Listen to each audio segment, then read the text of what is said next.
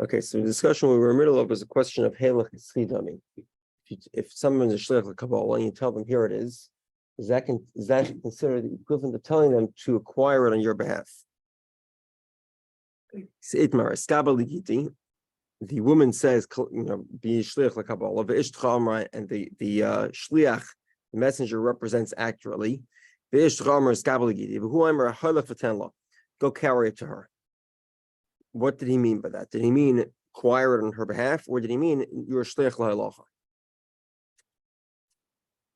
So Amar Baba Amar Rav Huna Amar Rav Natsa Shlucha Ushlucha v'chalatzas. He becomes his shliach and her shliach, and she does chalitza. The Gemara explains. Remember the Mesapkle l'Ravi Halach Kiskidami Ila Ilav Kiskidami. In other words, according to Rav, it's a suffix. We don't know whether we consider this kischi or not, So therefore, we treat her as partially divorced and partially married. She's divorced in the sense that if he dies, she cannot do yibum, she must do chalitza. But she's not divorced in the sense that we have to wait until the divorce gets to her, until we treat her as though she's divorced. Okay, so as the Gemara v'itmar halach manal plain shani chayavlei. Somebody says to somebody else, a debtor says to a friend, why don't you carry this money to my creditor that I owe money? So the debtor is paying back the creditor here. And over here we say, how do we know we say because in if he wants to change his mind and he wants to take the money back and not pay the debt, he can't do that. Okay. Also, which means that he is responsible while the money is being carried. That means that let's say the messenger loses the money, then the debtor is still obligated to pay the creditor, which is sort of logical because to the extent that the messenger was going to lose that which belonged to the creditor, he has no right to acquire it on his behalf. Like we said, Zochin only refers to something that he wants. If there's a debt, there's an obligation, then we don't say Zachin. And over here, in the case where the money was lost along the way, and the messenger was not appointed as a shliach l'Kabbalah, so then to that extent you are not a shliach. You don't have a right to acquire it on behalf of the creditor because the creditor doesn't want you to lose it.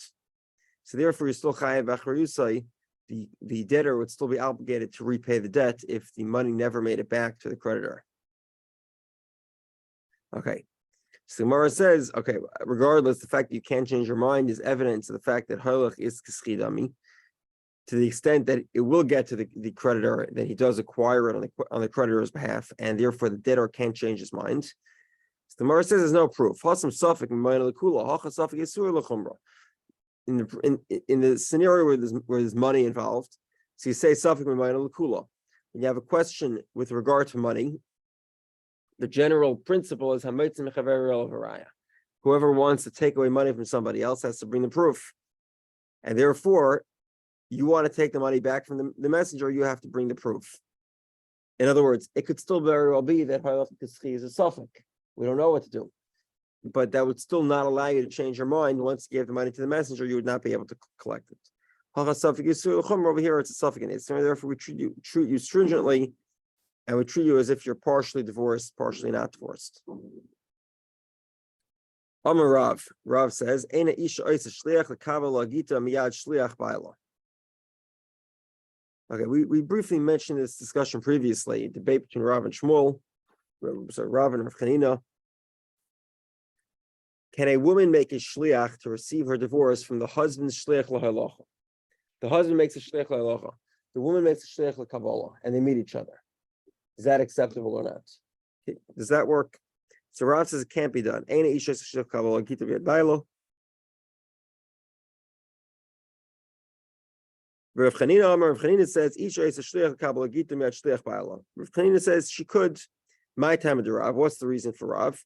So the Gemara says there's two potential reasons. Okay, let's explain this. First one's relatively simple. The first one is that it's embarrassing. In other words, in general, presumably the husband wants the divorce to go directly to the woman, not to the woman's messenger. In some sense, it's sort of the woman here is taunting the husband by refusing to accept a divorce directly. Now, if the husband gives the divorce to the shliach, so okay, he's aware of it, and he does it anyway. Where he appoints a shliach to give the divorce, and the woman doesn't want to receive it herself, and she appoints a shliach to receive it, that sort of was embarrassing for the husband, and presumably the husband would not have wanted the divorce given under those circumstances. Okay, that's the easy interpretation. The more difficult one is chatzer habola achar mekan. We briefly discussed this in the past. Here's a good example of what that would look like. So you have a husband who wants to divorce his wife. So what does he do? He takes the divorce and he puts it into his friend's property. And then he tells his friend to sell his property to his wife. So she acquires the property, and in the property is the divorce. The problem here is, I'm sorry? Can they do that? No, because of chatzer habola achar mekan. Because what happens here is she's not acquiring a divorce from the husband, she's acquiring a divorce that's sitting in a piece of property.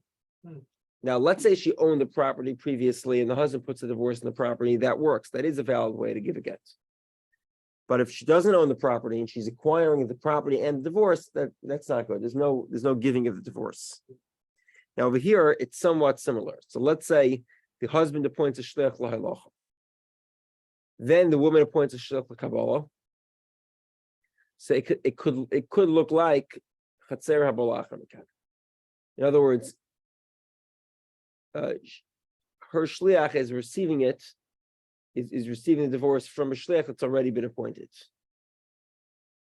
It would not look like a chatzer habola achar mekan if the woman first made the shliach l'kabbalah and then the husband made the shliach lahalacha.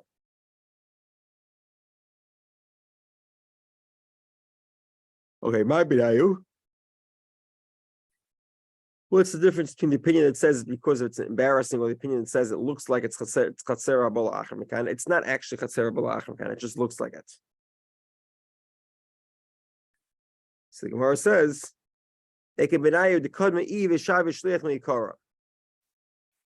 scenario we explained where the woman was made a shliach l'kabbalah before the husband made a shliach lahalacha.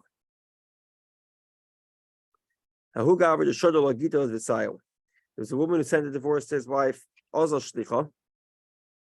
The messenger went. He saw her while she was in the middle of kneading a dough. He said to her, here's your divorce. So the woman says, accept it in my behalf. In other words, I'm busy kneading the dough here. I can't accept a divorce. I can't take the document. My hands are all sticky. So you should be a shliach l'kabbalah. Okay. Amar of Nachman. So Nachman says in Isla Rav Chanina Abdi Ba'ovda.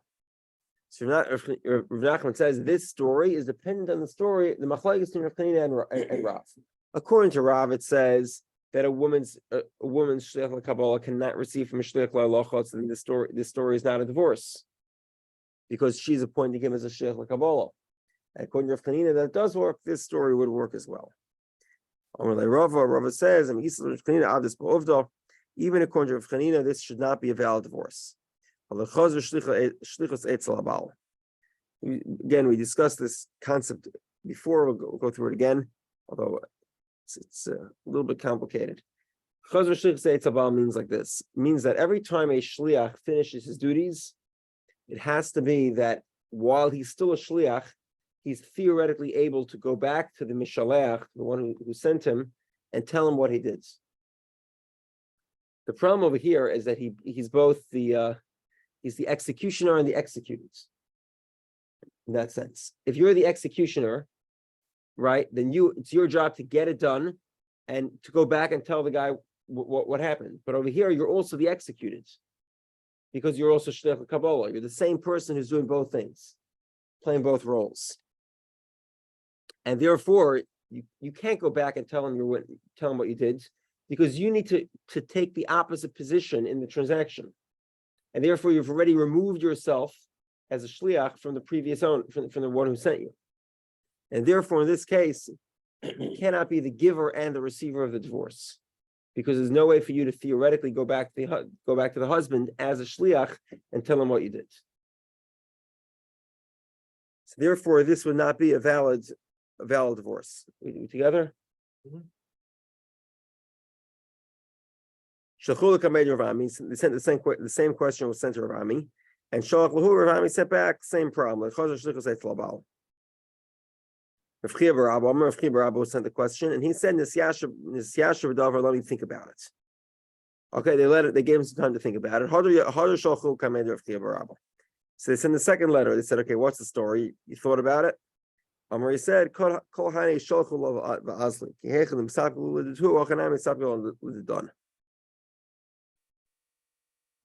he says, "You keep on sending letters, but we're still not sure of the answer." Ultimately speaking, we're going to have to treat this with a stringency. We don't know what the story is. Maybe it's a divorce, maybe it's not a divorce. Therefore, we'll be stringent and we'll treat her as partially divorced. If the husband dies without giving her a divorce, then you can do chalitza but not yibum. And otherwise, we require a second divorce. Hava Ovda, there was a similar story. He required a divorce and chalitzas. The Gemara says tarti. The Gemara says yeah. Get mechaim, a divorce when the husband was still alive. Chalitza la'achar misa, and chalitza after he died.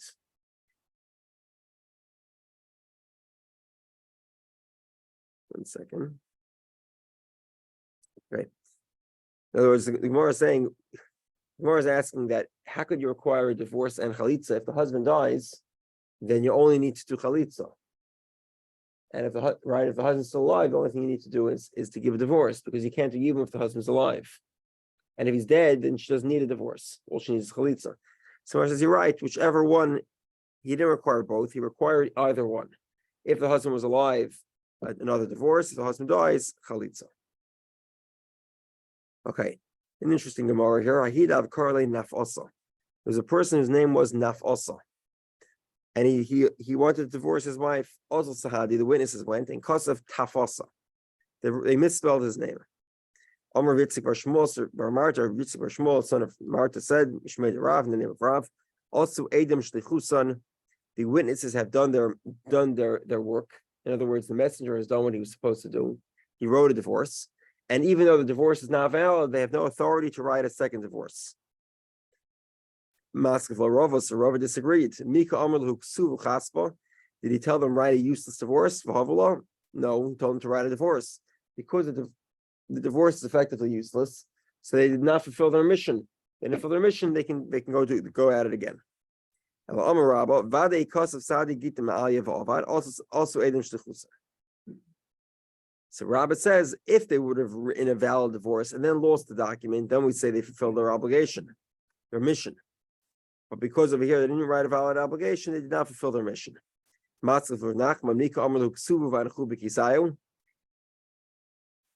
Nachman disagrees. He says even if the document was lost, when he told the witnesses write a document and give the document, he meant to them write it and give it. If you lose it, so you didn't fulfill the mission, and therefore you can do it again. You can give it even 100 times, as long as the divorce is not valid. We say you haven't fulfilled your mission, you can go write it again. So Rav had the following question to Rav Nachman. The mission was write a divorce and give it to a shliach, give it to a messenger.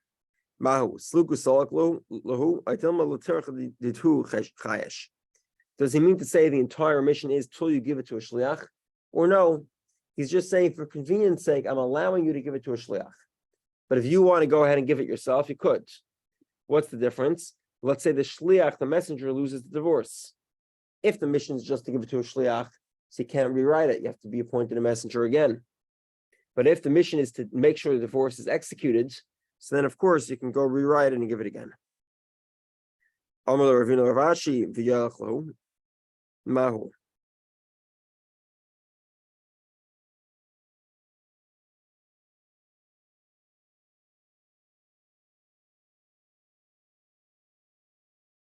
Okay, so Rashi says as follows. I'm sorry, Ravina has the following question. He says, let's say with the first question, we resolve as follows. We say that if he the mission is just to give it to the shliach.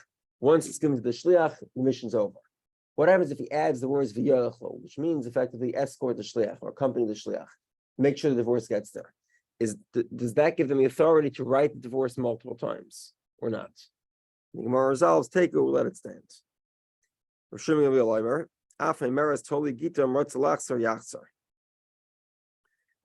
says that there are other words that mean the same thing as hiskabel, receive a divorce. This is the words that you would tell a shliach lekabbalah. Tanar baron, toili, pick it up for me, solely carry it for me. Beheli biyodecha, it should be in your hands. Kulon loshen kabbalah hein. All these things mean kabbalah, receive it, and therefore the woman is divorced. Okay, next Mishnah. Ha'ish shamar hiskabel gittin. A woman who says, a woman who points to shliach lekabbalah. She requires two witnesses. Two witnesses that say that they saw her appoint a shliach l'kabbalah. And two witnesses that say we saw the shliach l'kabbalah receive the divorce and rip it up. Why did he have to rip it up? We'll explain later. It's a side point. He doesn't have to rip it up. Okay. Even if they're the first and the last witnesses.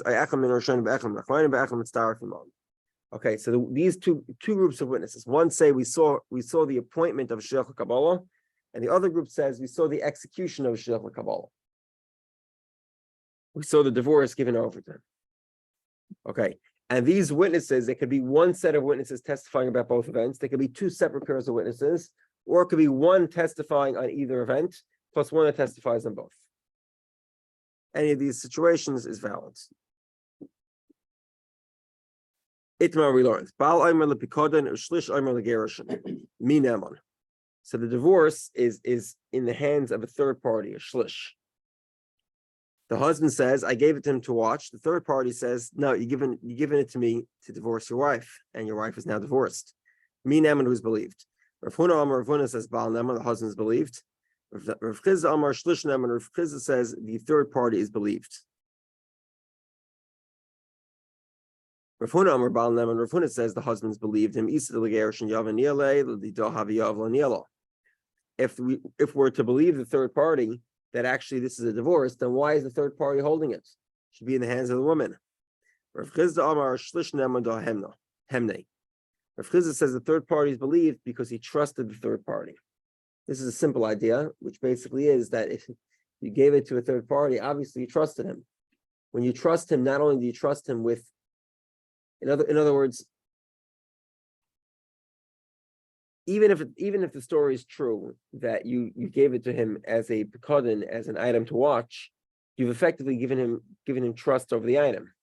Except that you thought you had no other choice. I mean, there's trust and there's trust. I mean, maybe you had no other choice. Maybe he was under time pressure, and there was simply no one else available, or what have you. I mean, he doesn't trust the guy. You can rip up the documents. You don't have to give it over to somebody else. Giving it over is an act of trust, and not only does the trust extend to actually watching it, but it extends to believing you about the status of the documents. Most of Rav Abba had the following question: Hados Baldin Kamei Eden Dami, Ushlish Nema Mishnayim. Hados Baldin, we saw this many times. Hados Baldin is sort of an admission pertaining most of the time to money. So if I admit that I owe you $100, then what's the halacha? Okay, you owe you $100. I have to pay you $100. Ushlish, but a third party, escrow, Neman Mishnayim, they're believed both over the creditor and the debtor. Ketzad, Zem or Kach v'Zem or Kach. Each one makes one argument. Shlish Neman, the third party is believed. So we see here that in general, third party is believed. So why by divorce would it be different? So the Gemara says, Shani Maman Disyav Mechila. Gemara says money is different because money you can forgive. In other words, by them using a third party, they're effectively forgiving their own right to trust the third party. But that is true when you can forgive it because it's money. You can give over your rights. But with a divorce, you can't give over your rights because it's a question of halacha. And therefore, the third party cannot be an arbitrator over what the halacha is. The Gemara says, "V'tanya v'chein leGittin." The Brisa says not only is this true with regard to money, it's also true with regard to Gittin. Gittin typically means divorces. So Gemara says, no, Gittin moment. It means monetary documents. As we find many times, documents are called Gittin, even if they're not a divorce document. But Tanya v'chein l'shtaris, but the Brisa says this is also true with regard to shtaris, with regard to documents. So if it says Gittin and shtaris, then obviously documents means financial documents, and Gittin means a divorce, and does not mean a financial document, because it already says financial documents. So Gemara says, no, it doesn't say in one Brisa v'chein l'Gittin v'chein l'shtaris. There's two separate Brisas. One Brisa says money v'chein l'Gittin, another Brisa says money v'chein l'shtaris, and they both actually mean the same thing. They both mean monetary documents.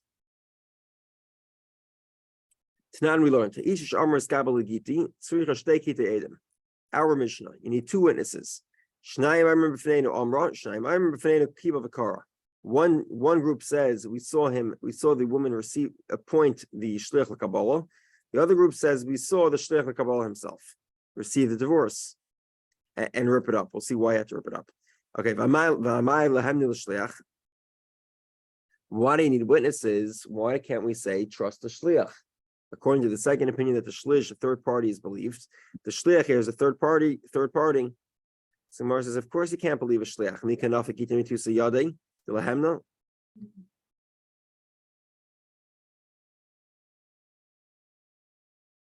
He's not, the third party is only believed in as much as he's holding the document.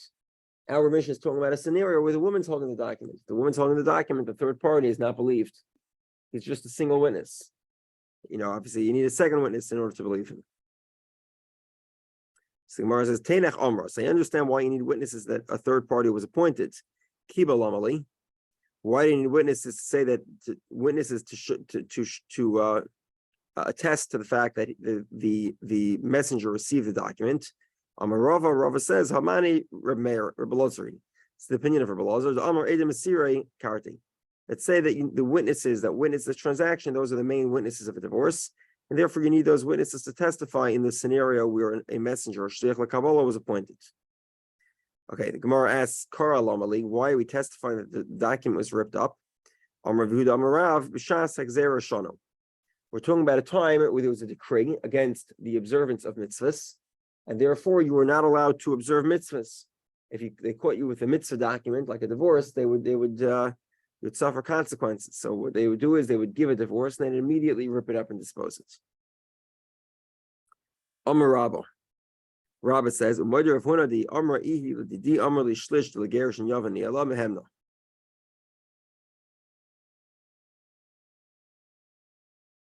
so Gemara goes back to the original question, which is the testimony of a third party. If Huna says the third party is not believed.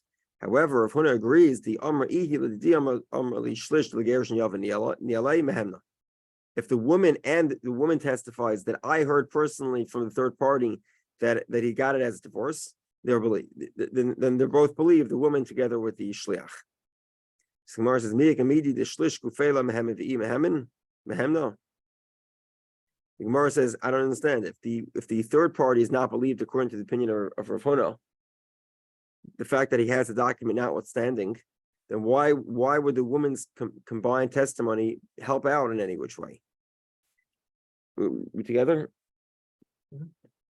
Ali Amar Kamay Didi Legerish and Yaviniela Mehemna.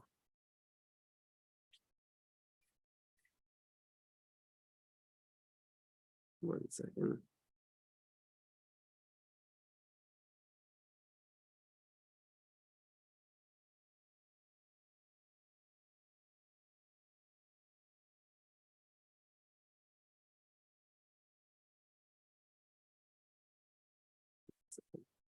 So I should translate this one.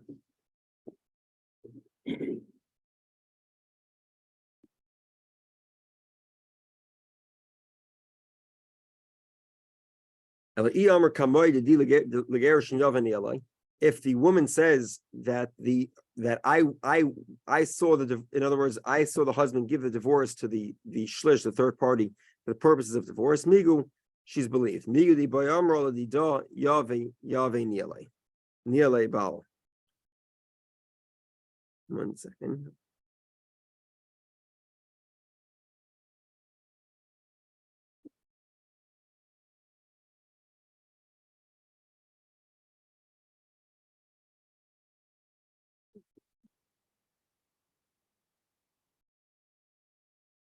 Okay.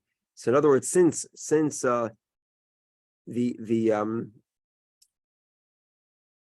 she could say that I got divorced directly, so therefore she's believed. Okay, we'll see that a woman in general is believed to say she's divorced. So over here, the fact that you're believing her to say that the shlish is correct, and she claims to be present, so she could have claimed the divorce is given to her directly. So therefore, we believe her, and him, and the third party, and that it was given for divorce. Baal Amar Legerushin. The husband says I gave it for divorce. Shlish Amar Legerushin. And the shlish says I gave it for divorce. V'hi Amar, and she says not only I got it, but it was lost. Oh, okay. So here everyone agrees about what happened. Question is, can she go remarry? This is a davar shabarava, and we need witnesses, and we can't trust the third party and the husband. You have to go find witnesses. So the Gemara says, let's believe the third party. Like we said before, we'll believe the third party. So the Gemara says, no, you can't believe the third party here because he's not holding the document. That we should believe him. The Gemara says, okay, believe the husband. If the husband says I divorced my wife, that if a husband makes the claim that he divorces his wife, he's believed. So here also he's saying that I gave a divorce. I gave a document for divorce. So why do we believe him to say that he divorced her? So the Gemara says, Mika Amar Girashi, is he saying I divorced her? No, he's saying that I gave her a document. But because the document is not present, 1 second. I'm sorry. What he's saying is he's not saying he divorced her. He's saying I gave a document to a shliach, to a messenger, and therefore you can't believe him to say I divorced her because he didn't actually divorce her. He appointed a messenger to divorce her, and therefore even though he admits he gave it for the purposes of divorce, we still don't know that the messenger gave it over to the woman. That's really what we're looking after. Okay, so we know here the messenger got the document for the purposes of divorce. Why don't we presume that the messenger actually executed what he was supposed to do, his task? Because in general, that's the rule. If a messenger is appointed for a task, we can presume the task was fulfilled. The Omer of Yitzchak, Rav Yitzchak says, what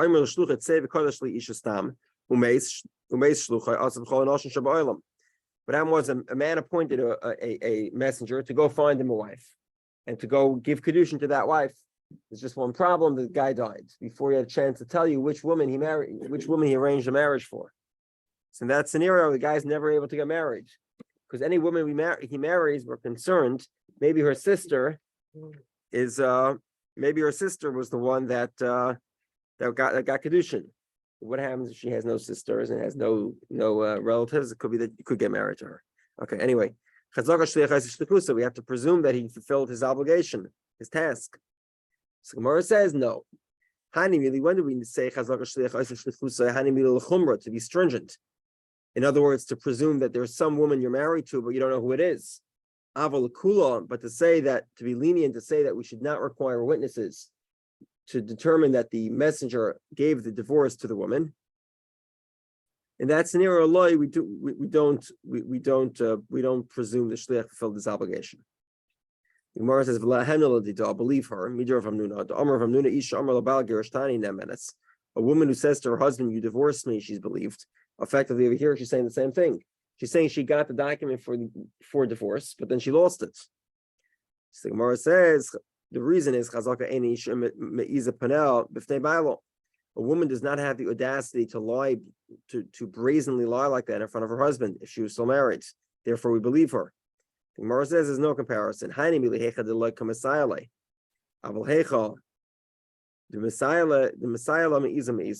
That's only true when there's nobody supporting the woman's contention. The woman says, "I'm divorced." The husband denies it. we presume that the woman would not be brazen enough to lie about it in front of the husband. But over here, there's no brazenness. Why is there a lack of brazenness? Because the husband says, I divorced you, and the shliach says, I divorced you. So therefore, the woman doesn't have to act brazenly to lie. She has plenty of support for her lie. And therefore, we do not believe her in this situation. Okay, let's begin the next Gemara, next Mishnah. Are we together? Yeah. Yep. Okay. Naira Hamu'rasa. A Naira, so she's just hit puberty. Hamu'rasa, she was, she had Erison. Hiva Avia Mekalban Eskita. Either she or her father could receive her divorce.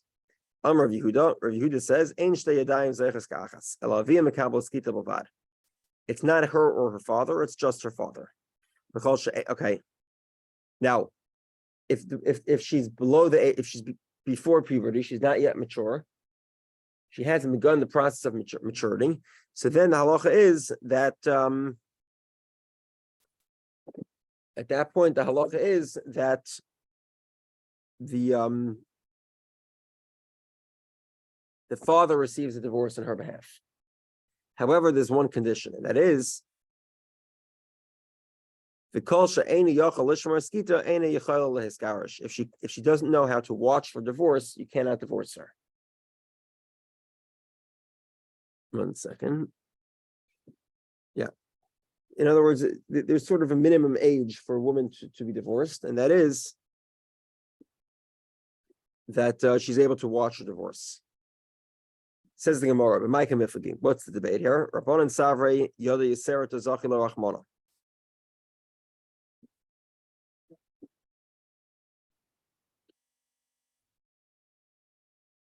The rabbis say that once she becomes mature, the Torah says that she's able to acquire things.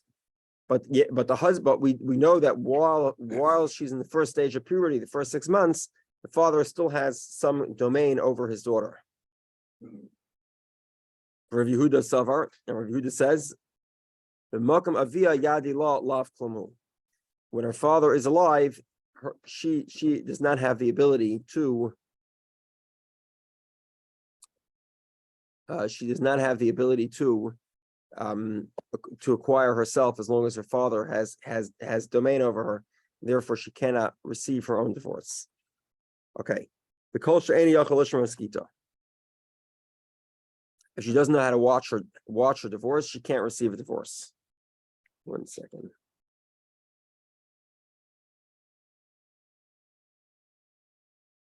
Okay, now it's interesting. I told you Rashi's pshat. It seems clear that Tosfos disagrees.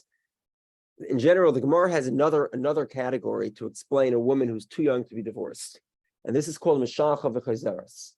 So let's say you send her so that she's married. She's 8 years old or 6 years old, and she's married. Because 6-year-old can't get married. The father can marry off a 6-year-old, and you divorce her. You send her home with a divorce with her father, and sure enough, the next day she comes back to the house and she doesn't understand what a divorce is. That's called mishacha v'chayzeres. That is a woman that cannot be divorced. You have to wait until she's old enough to understand that she can't go back. Rashi says that this is the same age as a woman who doesn't know how to watch her divorce. In other words, let's say tell her this is a very important document, make sure you don't lose it, and she loses it. That's a woman who's in the same category as mishacha v'chayzeres. Tosfos disagrees. Anyway.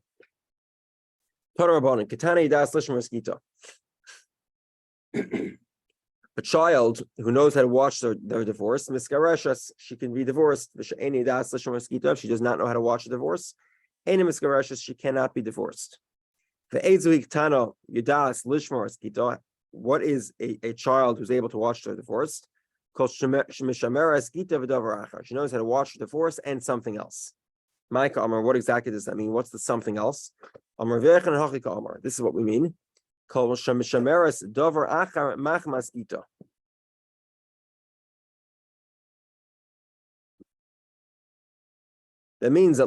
means she knows that the divorce is a valuable document, and if she loses the divorce, she takes another paper from the drawer and she pretends to watch that in place of a divorce. So Amar V'yechan Maskler Rav not like this response that this girl is sort of attaching herself to paper, is thinking that every paper is divorce. It's delusion. It's delusionary. He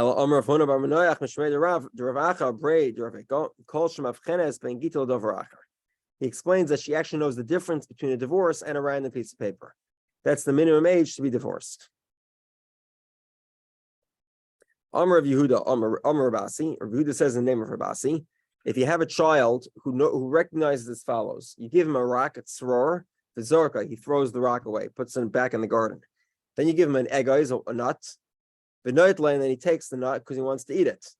So once he's intelligent enough to differentiate between a rock and a nut, so then rabbinically we allow him to acquire things for himself, but not to acquire things on behalf of others. And this is because there are sometimes children at a very young age who have to be old enough to be able to buy things. They don't have a parent or something, and this is the minimum age. Okay, let's say you give him an item, you loan him something, and then an hour later you come back to get it, and he understands that it doesn't belong to him, and he gives it back to you. So then he could acquire things for himself and for other people. When I said this in front of Shmuel, he said to me, David Achasi, it's the same thing. My David Achasi,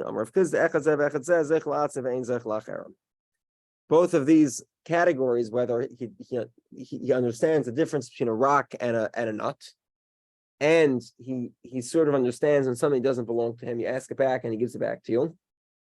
In both of these cases, he can acquire for himself, but not on behalf of others.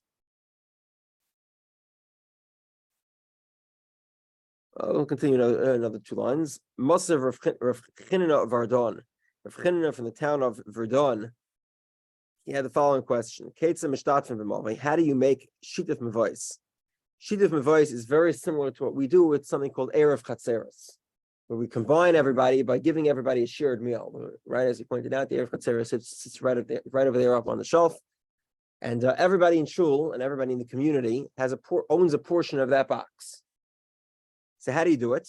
You put a barrel, in this case it would be the matzah box, and you say, everybody in shul should own a piece of that matzah over there. And how do you acquire it on behalf of the whole community? You have an adult child acquire it on their behalf, or through a Eved Ivri, right, a Jewish slave, or a shifcha ivris, an amah ivriya. Okay, there's one problem with the amah ivriya. Hi shifcha chidami. What are we talking about with an amah ivriya? Either the asishtei sayras, if she's mature, my bias kabei. Well, as soon as she becomes mature, as soon as she hits puberty, then she's freed. She's released from her slavery. Elalav the asishtei sayras. It must be where she doesn't have any signs of maturity. Ukutani zayich lacherem. And yet we say she can acquire it on behalf of others. Clearly, we see that a child still has the ability to acquire something for somebody else. So Shmuel seems to imply that any child can only acquire for himself, but not on behalf of others. Over here, we see a child could acquire on behalf of others. So the Gemara says, "Shainish tufim mevois derabanan." Shita mevois is rabbinical, and therefore we would allow it. Rav Chizr says, Ishtik Vardon. Vardon should have given a better response. What should he have responded? Whenever the rabbis make a decree, they make a decree equivalent to the biblical level. And the Gemara says, so why did Rav Chanina Vardon not respond this? The Idach Kim, meaning called the talking Rabbanon, can the rice talking about Milsa the Isla Ikram and a Torah. Milsa the Lesla Ikram and a Torah loy. Rav Chanina Vardon held the only time they say that things are treated as if they're deraisa is if there's a biblical precedent. If there's no biblical precedent, then we don't treat it as if it has the same as a biblical status. Okay.